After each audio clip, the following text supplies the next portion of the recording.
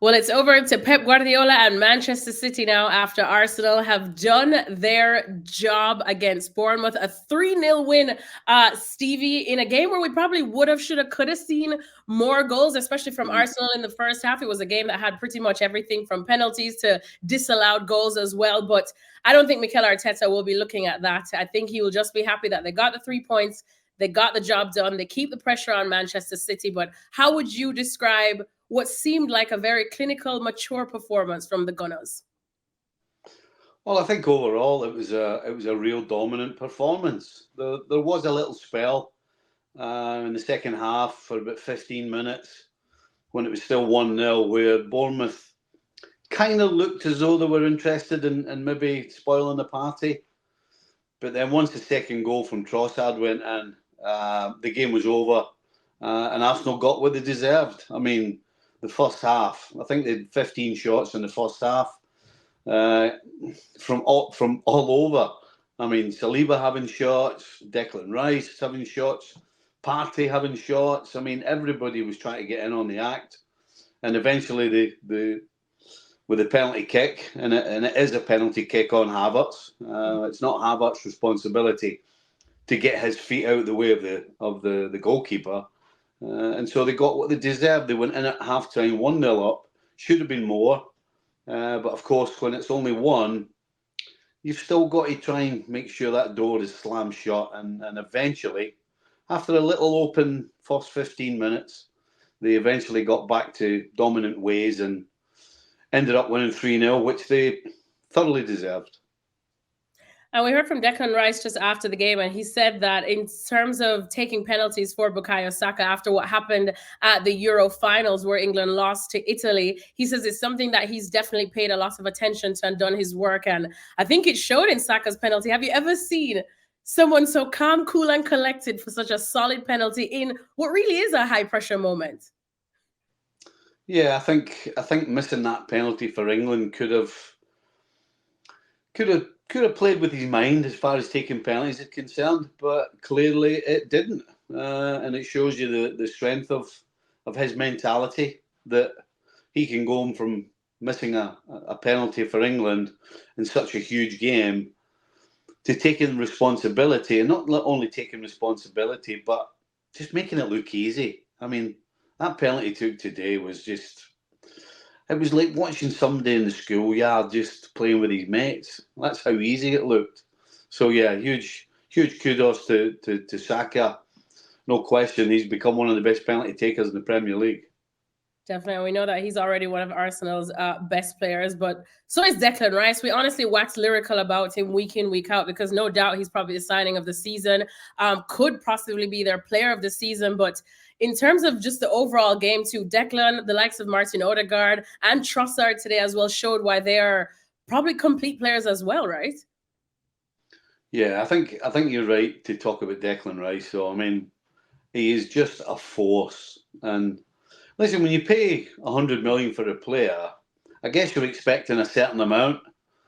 But I tell you, he absolutely. If you look across London and look at what's going on at Chelsea with the Caicedo and the Enzo Fernandez, couple of 100 million there, and then you look at what Declan Rice is doing. That's how you do it. I mean, as I said, he's just a force. Whether it's defensively, whether it's an attack. I mean, that's a super little run when he scores the third goal, and then it's a nice finish as well. I mean, I guess you're probably right. Complete would be the best way to describe him. And the others you spoke about, Trossard.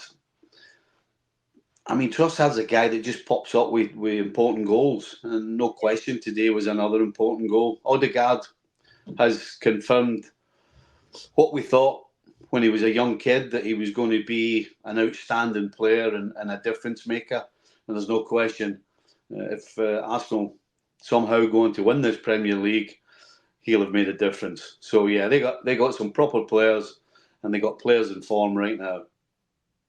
Well, one player as well who's very in form, and it's interesting now to, I suppose, talk about him, considering Arsenal have just 2 games to go in this Premier League season. But it's David Raya, because he is such a big part of Mikel Arteta's Arsenal, but he's only on loan there from Brentford. He's got 14 clean sheets so far this Premier League season. He's pretty much en route to the Golden Glove, unless Jordan Pickford has something to say about it. But Stevie, this is someone that, forgive the pun, he's a keeper that Arsenal have to keep, huh? What a keeper. Well, let's be honest, it's taken a long time for things to settle around the carry on with him and Ramsdale.